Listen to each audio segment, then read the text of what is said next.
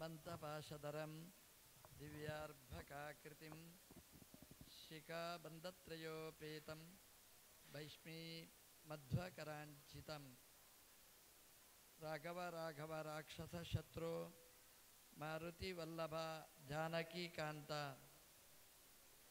ನಮಸ್ತೆ ಪ್ರಾಣೇಶ ಪ್ರಣತ ವಿಭವಾಯಾವ ನಿಮಗಾಹ ನಮಃ ಸ್ವಾಮಿನ್ ರಾಮ ಪ್ರಿಯತಮ ಹನುಮನ್ ಗುರುಗುಣ ನಮಸ್ತುಭ್ಯಂ ಭೀಮ ಪ್ರಬಲತಮ ಕೃಷ್ಣೇಷ್ಟ ಭಗವನ್ ನಮಃ ಶ್ರೀಮನ್ ಮಧ್ವ ಪ್ರದಿಶ ಸುದೃಶನ್ನೋ ಜಯ ಜಯ ತಪೋ ವಿದ್ಯಾ ವಿರಕ್ತ್ಯಾದಿ ಸದ್ಗುಣೌಘಾಕರಾನಘಂ ವಾದಿರಾಜ ಗುರೂನ್ ವಂದೇ ಹಯಗ್ರೀವ ಪದಾಶ್ರಯಾನ್ ಶ್ರೀಮಧ್ವಃ ಕಲ್ಪವೃಕ್ಷಸ್ತು ಜಯಾರ್ಯ ಕಾಮದುಃಖ ಸ್ಮೃತಾಃ ಚಿಂತಾಮಣಿಸ್ತು ವ್ಯಾಸಾರ್ಯಾಃ ಮುನಿತ್ರಯಂ ನತೋಸ್ಮ್ಯಹಂ ಮೂಕೋಪಿ ಯತ್ಪ್ರಸಾದೇನ ಮುಕುಂದಶಯನಾಯತೆ ರಾಜರಾಜಾಯತೆ ರಿಕ್ತಾಃ ರಾಘವೇಂದ್ರಂ ತಮಾಶ್ರಯೇ ಬ್ರಹ್ಮಚರ್ಯ ಹರಿಪ್ರೀತಿ ಸುವಿದ್ಯಾವಾದಶಾಲಿನಾಃ ಇಷ್ಟದಾನ್ ಕಷ್ಟಹರ್ತॄನ್ನಾಃ ವಿದ್ಯಾಮಾನ್ಯಾನ್ ಮುನೀನ್ ನಮಃ ಶ್ರೀ ಗುರುಭ್ಯೋ ನಮಃ ನಾರಾಯಣಂ ಸುರಗುರುಂ ಜಗದೇಕನಾಥಂ ಭಕ್ತಪ್ರಿಯಂ ಸಕಲಲೋಕನಮಸ್ಕೃತಂಚ ತ್ರೈಗುಣ್ಯವರ್ಜಿತಮಜಂ ವಿಭುಮಾದ್ಯಮೀಶಂ ವಂದೇ ಭವಗ್ನಂ ಅಮರಾಸುರಸಿದ್ಧವಂದ್ಯಂ ನಾರಾಯಣಂ ನಮಸ್ಕೃತ್ಯ ನರಂಚೈವ ನರೋತ್ತಮಂ ದೇವೀಂ ಸರಸ್ವತೀಂ ವ್ಯಾಸಂ ತಥೋ ಜಯಂ ಉದೀರಯೇ ನಾರಾಯಣಾಯ ಪರಿಪೂರ್ಣಗುಣಾರ್ಣವಾಯ ವಿಶ್ವೋದಯಸ್ಥಿತಿಲಯೋ ನಿಯತಿಪ್ರದಾಯ ಜ್ಞಾನಪ್ರದಾಯ ವಿಬುಧಾಸುರಸೌಖ್ಯದುಃಖ ಸತ್ಕಾರಣಾಯ ವಿತತಾಯ ನಮೋ ನಮಸ್ತೆ ಸಮಸ್ತ ಗುರುಭ್ಯೋ ನಮಃ.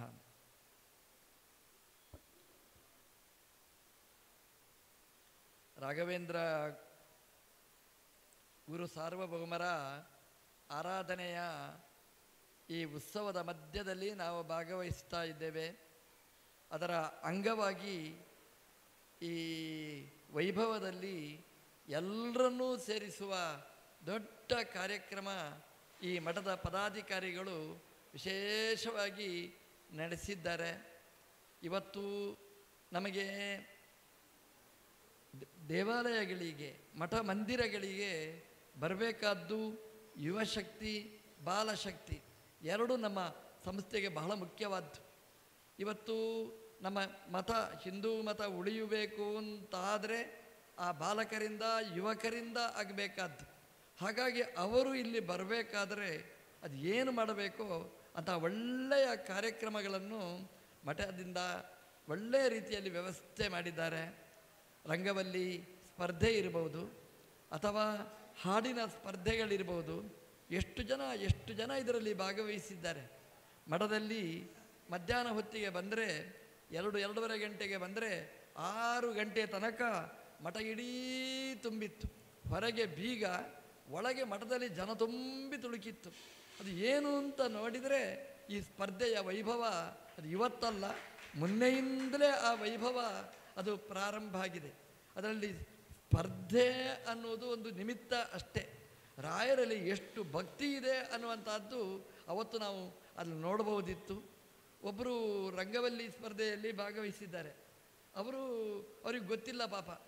ಗೊತ್ತಾಯಿತು. ಆಮೇಲೆ ಗೊತ್ತಾದ ಮೇಲೆ ಬಂದು ಇಲ್ಲಿ ಮಧ್ಯಾಹ್ನ ಕೂತು ಸಾಯಂಕಾಲದ ತನಕ ಅವರು ರಂಗವಲ್ಲಿ ಬರೆದು ಅದು ರಾಯರ ಫೋಟೋ, ಬಹಳ ಸುಂದರವಾದ ರಾಯರ ಫೋಟೋವನ್ನು ಕೈಯಲ್ಲಿ ಬಿಡಿಸಿ ತಮ್ಮ ಭಕ್ತಿಯನ್ನು ಅವರೇನು ಹೆಸರೇನು ಅವ್ರಿಗೆ ಸುಜಾತ ಅವರು ಭಾರಿ ಚೆನ್ನಾಗಿ ನಡೆಸಿದ್ದಾರೆ. ಹಾಗಾಗಿ ಇವತ್ತು ರಂಗವಲ್ಲಿ ಅಂತಂದರೆ ಅದು ಬರೀ ಇವತ್ತೆಲ್ಲ ಅದರ ಉಪಕರಣಗಳೆಲ್ಲ ಸಿಗ್ತದೆ. ಅದಕ್ಕೆ ಬಣ್ಣ ಹಾಕುವುದು ಒತ್ತಿದರೆ ಸರಿ ರಂಗವಲ್ಲಿ ಆಗಿ ಬಿಡ್ತದೆ. ಕೈಗೇನು ಬಣ್ಣ ಅಂಟಿಕೊಳ್ಳುವುದೇ ಇಲ್ಲ. ಆದರೆ ರಂಗವಲ್ಲಿ ಮೊದಲು ಮನೆಗಳ ಮುಂಭಾಗದಲ್ಲಿ ಕಂಗೊಳಿಸ್ತಿತ್ತು. ರಂಗವಲ್ಲಿ ಅಂತಂದರೆ ರಂಗ ತಿರುಗಾಡುವ ಬಳ್ಳಿ ಅದು ಆಗಿರಬೇಕು. ಹಾಗಾಗಿ ಅದು ಎಲ್ಲ ರಂಗ ಬರ್ತಿದ್ದ. ಇವತ್ತು ರಂಗ ಕಾಣಿಸುವುದೇ ಇಲ್ಲ, ರಂಗಿನ ವಸ್ತುಗಳೇ ಕಾಣಿಸ್ತಾ ಇದೆ. ಅದು ಯಾಕೆ ಅಂದರೆ ರಂಗವಲ್ಲಿ ಮರೆತು ಹೋಗಿದೆ. ಮತ್ತೊಮ್ಮೆ ಅದನ್ನು ಮರುಕಳಿಸುವ ಒಂದು ಒಳ್ಳೆಯ ಪ್ರಯತ್ನ ಈ ರಾಯರ ಉತ್ಸವದಲ್ಲಿ ಅದು ನಡೆದದ್ದು ತುಂಬ ಅಭಿನಂದನೀಯವಾದ್ದು. ಚಿಕ್ಕ ಚಿಕ್ಕ ಮಕ್ಕಳು ಈ ಸ್ಪರ್ಧೆಯಲ್ಲಿ ಭಾಗವಹಿಸಿದ್ದಾರೆ. ಸಂಗೀತ, ಹಾಡು, ದೇವರನಾಮ ಸ್ಪರ್ಧೆಯಲ್ಲಿ ಭಾಗವಹಿಸಿದ್ದಾರೆ. ಮಕ್ಕಳು ಯಾವುದ್ಯಾವುದೋ ಸಿನಿಮಾ ಹಾಡುವುದಕ್ಕಿಂತ ಆ ಕೆಟ್ಟ ಸಂಸ್ಕೃತಿಯನ್ನು ನಿಲ್ಲಿಸಬೇಕಾದ್ರೆ ಇಂತಹ ಸ್ಪರ್ಧೆಗಳು ತುಂಬ ಜಾಗೃತವಾಗಿ ನಡೀಬೇಕಾದ್ದು. ಒಂದೊಂದು ಮಠ ಮಾಡಿದರೆ ಸಾಕಾಗುವುದಿಲ್ಲ. ಅಲ್ಲಲ್ಲಿರ್ತಕ್ಕಂತಹ ಸ್ಥಳೀಯ ಸಂಸ್ಥೆಗಳು ಇದನ್ನು ಚೆನ್ನಾಗಿ ನಡೆಸಿದರೆ ಆ ಮಕ್ಕಳು ಆ ಕೆಟ್ಟ ಸಂಸ್ಕೃತಿಯಿಂದ, ವಿಕೃತಿಯಿಂದ ಬಂದು ಈ ಒಳ್ಳೆಯ ಹಾಡುವುದನ್ನು ಕಲೀಲಿಕ್ಕೆ ಸಾಧ್ಯ. ಆ ದೃಷ್ಟಿಯಲ್ಲಿ ಆ ಸ್ಪರ್ಧೆಗಳು, ಅದರಲ್ಲಿ ಆ ಪುಷ್ಪ ಕಟ್ಟುವ ಕಾರ್ಯಕ್ರಮ, ಇವತ್ತು ಏನಿದ್ರೂ ಅದು ದಾರದಿಂದಲೇ ಕಟ್ಟುವಂಥ, ದಾರ ಅಂತಂದರೆ ನೂಲಿನಿಂದ ಕಟ್ಟುವಂಥದ್ದೇ ಇರುವಂಥದ್ದು. ನಾವು ಬಾಳೆ ಹಗ್ಗದಿಂದ ಕಟ್ಟಿದ ಹೂವನ್ನು ಮಾಲೆ ನೋಡಬೇಕಾದ್ರೆ ಲಿಂಗಪಲ್ಲಿಗೆ ಬರಬೇಕು. ಅಲ್ಲಿ ಆ ಭಕ್ತಿ, ಆ ಶ್ರದ್ಧೆ, ಅದನ್ನು ಎಷ್ಟು ಚೆನ್ನಾಗಿ ಅವರೇ ದುಡ್ಡು ಹಾಕಿ ಅವರೇ ಪುಷ್ಪ ತಂದು ಅವರೇ ಕಟ್ಟುವುದು ಉಂಟು. ಹಾಗಾಗಿ ಅವರ ಭಕ್ತಿ ತುಂಬ ಶ್ರದ್ಧೆ, ಅದನ್ನು ಮೊದಲಿಂದ ಅದನ್ನು ರೂಢಿಸಿಕೊಂಡು ಬಂದಿದ್ದಾರೆ. ಇವತ್ತು ಆ ಹೂ ಕಟ್ಟುವುದೇ ಗೊತ್ತಿಲ್ಲ, ಮರ್ತು ಹೋಗುವ ರೀತಿಯಲ್ಲಿ ಇವತ್ತು ಅದನ್ನು ಚೆನ್ನಾಗಿ ಅದಕ್ಕೆ ಪ್ರೋತ್ಸಾಹಿಸುವ ಕೆಲಸ ಇಲ್ಲಿ ನಡೆದಿರ್ತಕ್ಕಂಥದ್ದು. ಈ ಮಠ ನಡೆಯಬೇಕಾದ್ರೆ ಒಬ್ಬೊಬ್ಬರಿಂದ ಮಠ ನಡೆಯುವುದಿಲ್ಲ. ಮಠ ನಡೆಯಬೇಕಾಗಿದ್ದರೆ ಅದರ ಕಂಬಗಳು ಬೇಕು.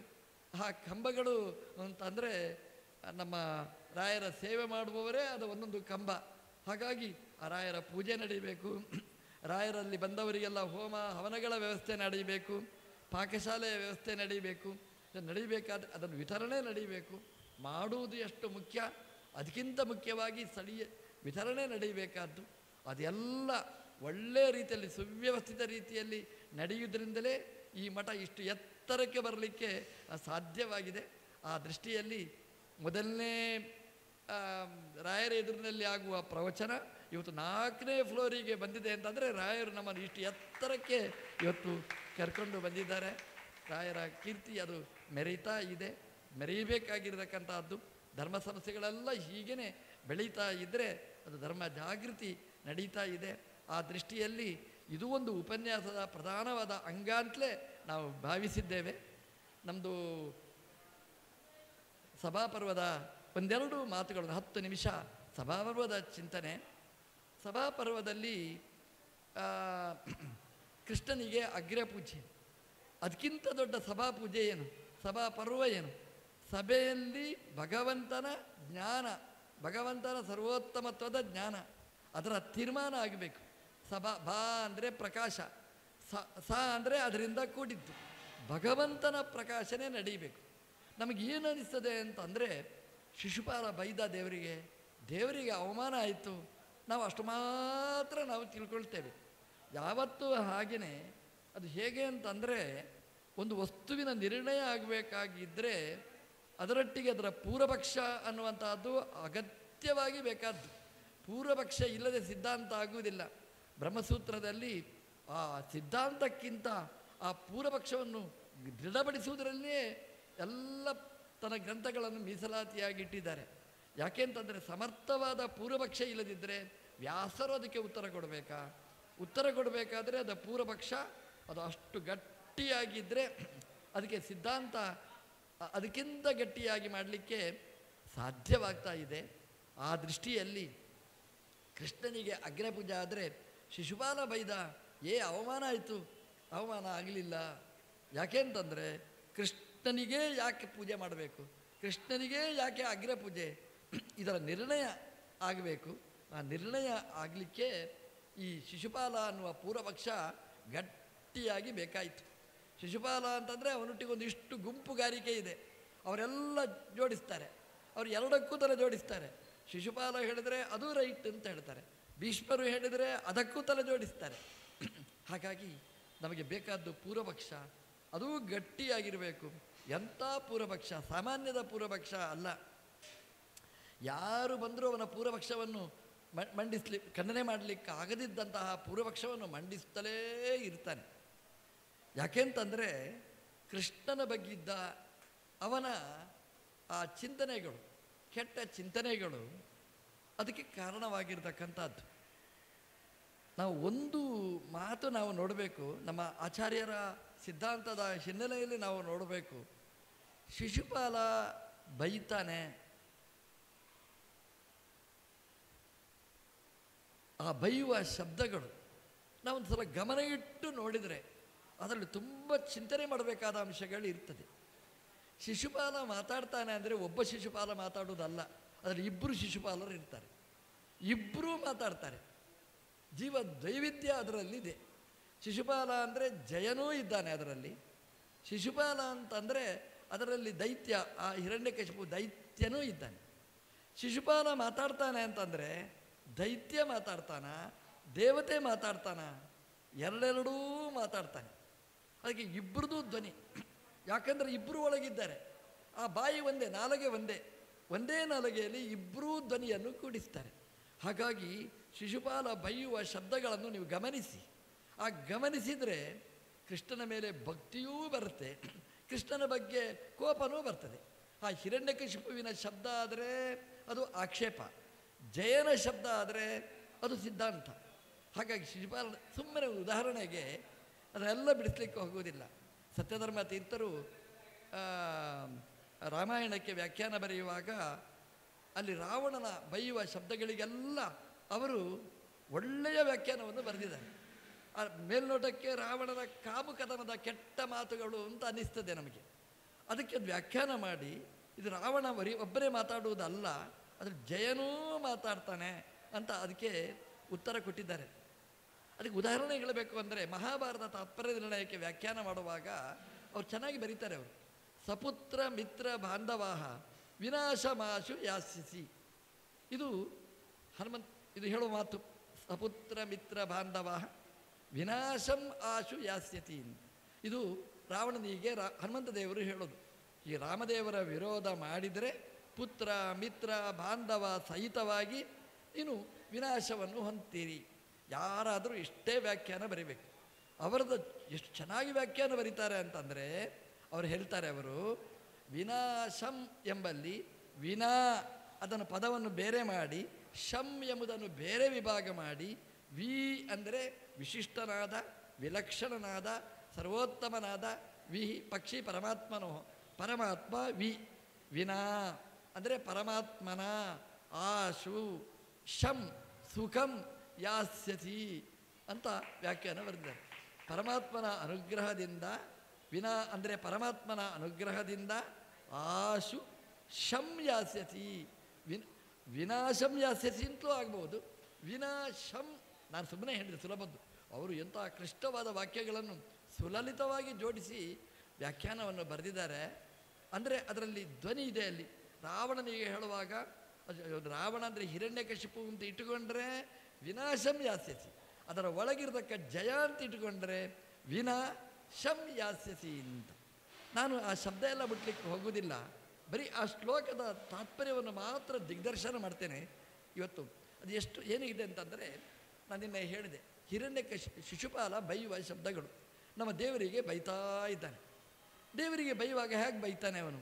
ವಲ್ಮೀಕ ಮಾತ್ರಂ ಸತ್ತಾಹಂ ಅಂತ ವಲ್ಮೀಕ ಮಾತ್ರಂ ಅಂತ ಬೈತಾನೆ. ಕೃಷ್ಣ, ನೀನು ಎತ್ತಿದ್ದು ಗೋವರ್ಧನ ಪರ್ವತ ಅಲ್ಲ, ವಲ್ಮೀಕ ಮಾತ್ರಂ.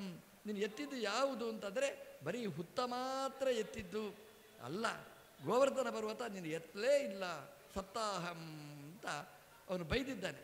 ನಿನ್ನ ಜನರೆಲ್ಲ ಸೇರಿಸಿ ಅಬ್ಬಾ ಕೃಷ್ಣ ಗೋವರ್ಧನ ಪರ್ವತವನ್ನೇ ಎತ್ತಿದ ಅಂತ. ಇದೆಲ್ಲ ಅಸಾಧ್ಯ ಅಂತ. ನೋಡಿ, ಈ ಶಬ್ದ ಮೇಲೆ ನೋಡಿದರೆ ಇಷ್ಟೇ ಅರ್ಥ ಆಗೋದು. ವಲ್ಮೀಕ ಮಾತ್ರಂ, ಬರೀ ಹುತ್ತವನ್ನು ಮಾತ್ರ ಎತ್ತಿದ್ದಷ್ಟೇ ಹೊರತು ಗೋವರ್ಧನವನ್ನು ಅಲ್ಲ ಅಂತ. ಇದಕ್ಕೆ ಜಯನ ಸ್ವರ ಸೇರಿದರೆ ಏನು ಅರ್ಥ ಆಗ್ಬೋದು? ಕೃಷ್ಣ, 7 ದಿನ ನೀನು ಗೋವರ್ಧನ ಪರ್ವತವನ್ನು ಎತ್ತಿದ್ದಿ. ಹೇಗೆ ಎತ್ತಿದ್ದಿ ಅಂತಂದರೆ, ನಾವೊಂದು ಹುತ್ತವನ್ನು ಎತ್ತಿದರೆ ಎಷ್ಟು ಅನಾಯಾಸವಾಗಿ ಎತ್ತಲಿಕ್ಕೆ ಸಾಧ್ಯ, ಅಷ್ಟು ಅನಾಯಾಸವಾಗಿ ಗೋವರ್ಧನ ಪರ್ವತವನ್ನು ನೀನು ಎತ್ತಿದ್ದಿ ಅಂತ ವ್ಯಾಖ್ಯಾನ ಮಾಡಿದರೆ, ಅದಕ್ಕೆ ಭಾವ ಮಾತ್ರ ಜೋಡಿಸಿದರೆ, ನಾನು ಶಬ್ದ ಏನು ಸ್ಪ್ಲಿಟ್ ಮಾಡಲಿಕ್ಕೆ ಹೋಗಲಿಲ್ಲ, ಆ ಭಾವವನ್ನು ಹಾಗೆ ಜೋಡಿಸಿಬಿಟ್ರೆ ಅದು ಲೀಲಾಜಾಲವಾಗಿ ವಲ್ಮೀಕ ಮಾತ್ರ, ಒಂದು ಹುತ್ತ ಮಾತ್ರ ಅದು ನಿನಗೆ, ಅದು ಏನೂ ಅಲ್ಲ, ಹೀಗೆ ಜೋಡಿಸಿದರೆ ಅದು ಜಯನ ಮಾತಾಗಿ ಬಿಡ್ತದೆ. ಹೀಗೆ ಎಲ್ಲ ಅವನು ಬೈಯುವ ಶಬ್ದಗಳು ಚೇತನಾರಹಿತಂ. ಆ ಶಬ್ದಗಳಿಗೆಲ್ಲ ಹೀಗೇ ನಾವು ಧ್ವನಿಗೊಟ್ಟುಕೊಂಡು ನಾವು ಕೂಡಿಸ್ಲಿಕ್ಕಾಗ್ತದೆ. ಹಾಗಾಗಿ ಅದು ದ್ವಂದ್ವಾರ್ಥಕವಾದ ಶಬ್ದಗಳು. ಆ ವ್ಯಾಸರು ಅಂತಹ ಶಬ್ದಗಳನ್ನೇ ಇಲ್ಲಿ ಜೋಡಿಸಿ ಭಾಳ ಸುಂದರವಾಗಿ ಅದನ್ನು ಪೂರ್ಣಿಸಿದ್ದಾರೆ. ಇದನ್ನೆಲ್ಲ ನಾವು ಇಲ್ಲಿ ಮಹಾಭಾರತದಲ್ಲಿ ನೋಡ್ಬೋದು. ಚೇತನಾರಹಿತಂ ಅಂತಿದೆ. ಅದು ಚೇತನ ಅರಹಿತಂ ಅಂತ ಮಾಡಿಬಿಟ್ರೆ ಆ ಜಯನು ಚಿಂತನೆ ಮಾಡ್ತಾನೆ, ಬರೀ ಚೇತನ ರಹಿತ ಅಲ್ಲ, ಚೇತನ ಅರಹಿತಂ, ಚೇತನದಿಂದ ಕೂಡಿದ್ದದು, ಚೇತನಾದ ಸರ್ವೋತ್ತಮನಾದ ಭಗವಂತ ಅದರಲ್ಲಿ ತುಂಬಿದ್ದಾನೆ ಅಂತ ಹೀಗೆ ವ್ಯಾಖ್ಯಾನ ಮಾಡಿಬಿಟ್ರೆ ನಿನ್ನ ಕೆಲಸ ಅಸಾಧಾರಣ ಅಂತ ಚಿಂತನೆ ಮಾಡಲಿಕ್ಕಾಗುತ್ತೆ. ಅಂತಹ ಶಬ್ದಗಳನ್ನೇ ವ್ಯಾಸರು ಜೋಡಿಸಿದ್ದಾರೆ. ಶಿಶುಪಾಲನ ಭಾವಕ್ಕೆ ಅನುಗುಣವಾಗಿ ಆ ಎರಡೆರಡು ಜೀವ ಅದರ ಚಿಂತನೆ ನಾವು ಮಾಡಬೇಕದು. ಇದು ಯಾವ ಆಚಾರ್ಯರೂ ಹೇಳದೇ ಇರತಕ್ಕ, ಆದರೆ ನಮಗಿದು ಒಗಟಾದ ಈ ಸಮಸ್ಯೆ. ಈ ಸಮಸ್ಯೆಗೆ ಪರಿಹಾರ ಹೇಳಿದ್ದು ಆಚಾರ್ಯರು ಆ ಜೀವದ್ವೈವಿಧ್ಯದ ಚಿಂತನೆ ಅದಿಟ್ಟುಕೊಂಡರೆ ಮಾತ್ರ ನಾವು ಆ ಶಿಶುಪಾಲನ, ರಾವಣನ ಈ ಎಲ್ಲ ಚಿಂತನೆಗಳನ್ನು ನಾವು ನಡೆಸಲಿಕ್ಕೆ ಸಾಧ್ಯ. ಆ ಹಿನ್ನೆಲೆಯಲ್ಲಿ ಆ ಶಬ್ದಗಳನ್ನು ನಾವು ಆ ರೀತಿ ಜೋಡಣೆ ಮಾಡಿ ಅದು ಶಿಶುಪಾಲ ಮಾತಾಡ್ತಾನೆ ಅಂತಂದರೆ ಬರೀ ಹಿರಣ್ಯಕಶಿಪು ದೈತ್ಯ ಮಾತ್ರ ಅಲ್ಲ, ಜಯನೂ ಮಾತಾಡ್ತಾನೆ. ಆ ಧ್ವನಿ ನಿಮಗೆ ಒಂದು ಧ್ವನಿ ಕೇಳ್ತದೆ, ಒಂದು ಧ್ವನಿ ಇಬ್ಬರು ಮಾತಾಡಿದರೆ ಒಂದು ಕೇಳ್ತದೆ, ಒಂದು ಕೇಳುವುದಿಲ್ಲ. ನಮ್ಮ ಕಿವಿ ಹೇಗಿರಬೇಕು ಅಂದರೆ ಎರಡು ಕಿವಿ, ಒಂದು ಶಿಶುಪಾಲನ ಹಿರಣ್ಯಕಶಿಪುವಿನ ಧ್ವನಿ ಕೇಳಲಿಕ್ಕೆ, ಇನ್ನೊಂದು ಜಯನ ಧ್ವನಿಯನ್ನು ಕೇಳಲಿಕ್ಕೆ. 2 in 1 ಎರಡನ್ನೂ ಒಟ್ಟರಿಗೆ ಕೇಳುವ ಅಭ್ಯಾಸ ನಾವು ಮಾಡಿದರೆ ಈ ಮಹಾಭಾರತ ತುಂಬ ರೋಚಕವಾದ ಪ್ರಸಂಗ. ಅದನ್ನು ಇಲ್ಲಿ ಚೆನ್ನಾಗಿ ಚಿಂತನೆ ಮಾಡಿದ್ದಾರೆ. ರಾಯರು ಹೇಳುವಾಗ